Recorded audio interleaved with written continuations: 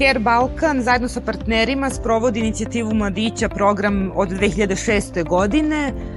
Počeli smo tako što smo prepoznali u stvari da je neophodno raditi sa mladim ljudima na temama koje su aktuelne, a koje jako utiču na svakodnevne živote i na razvoj tih mladih ljudi. Tu mislimo naravno na pitanja nasilja, rodne ravnopravnosti, zloupotrebe droga i alkohola, seksualnog i reproduktivnog zdravlja, ali zapravo prvenstveno življenja zdravih životnih stilova i zdravog odrastanja mladih ljudi.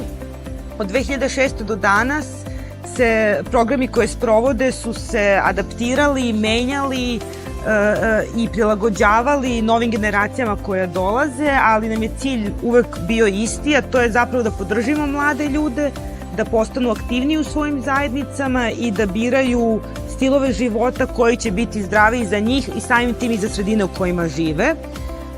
Kad nas pitaju zašto ovo radimo ovoliko dugo i zašto ovaj program postoji ovoliko dugo, nažalost postoji zato što postoji potreba za njim, zato što koliko god da mi dobre rezultate imamo, sistem je takav da je neophodno uvek dodatno raditi, da je uvek potrebna dodatna podrška, da je neophodan zapravo zajednički rad i nas iz nevladinog sektora i institucija i društva u celini kako bi se ove promene zapravo postale deo naše stvarnosti, deo našeg sistema.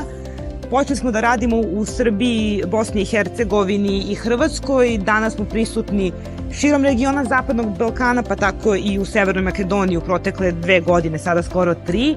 I ono što nam je stvarno iskustvo pokazalo, to je da mladi u regionu dele jako slične probleme, nailaze na jako slične prepreke u svom odrastanju, ali isto tako da postoje neke specifičnosti u svakom kraju našeg regiona na koje moramo posebno da obratimo pažnju.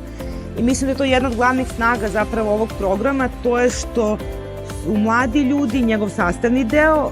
Niko od nas, ni Care Balkan, ni partneri ne rade ovo radi sebe, nego radi tih mladih ljudi i za te mlade ljude i samim tim oni su oni koji nose proces i koji nose program i koji zapravo nama pomažu da taj program bude za njih prilagođen i da daje rezultate koje daje.